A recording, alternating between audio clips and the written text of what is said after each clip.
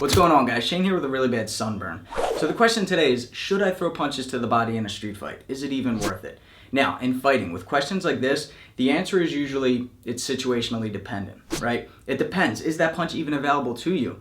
Are you fighting someone who's trying to take your life, or are you fighting someone you care about who's out of hand, maybe a drunk friend, and you need to put them in their place with a quick punch to the stomach? Another thing you need to consider too is, how good is your boxing really?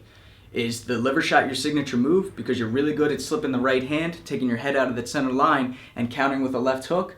Or are you predominantly a wrestler, but you think it would look cool to knock someone out with a body shot, because a street fight is no place to experiment, right? You need to have mastered these moves before you use them in a real fight situation. All right, now with that being said, this is all in self-defense, right? Of course, avoid the street fight at all costs.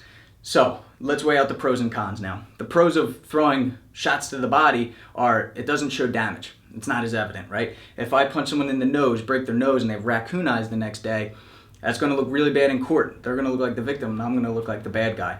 Whereas if I'm arguing with someone and my first shot is, boom, an uppercut right to the solar plexus, which is right where your ribs meet, right below there, and knock the wind out of them, I don't break any ribs, there's no bruising, but they're down for the count, which is another pro because you can take people out with a single body shot, right? Uppercut, a straight jab, slipping, or maybe a straight cross right to the solar plexus, or if you can create that angle and you have that opening, a left hook to the body, right to that liver, or you could break ribs too, all right? So these are some shots that can put someone down with one punch to the stomach, to the body area.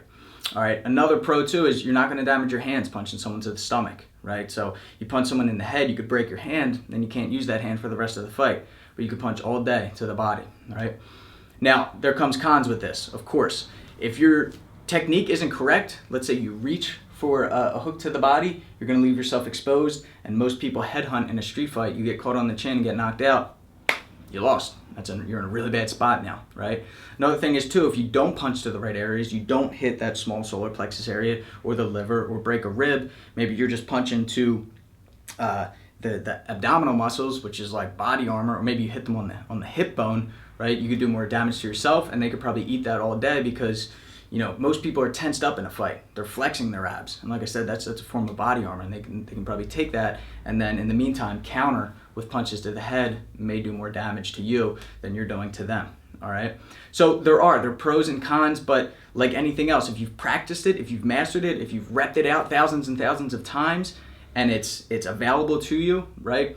And like I said, it also depends on who your opponent is, where you're at, right? Legal issues and everything right there. So it's up to you. It really is. How good is your boxing? How good are your body shots, right? Is it better to choke someone out, knock someone out, punch them behind the ear, on the chin? Is it better to go for a groin strike?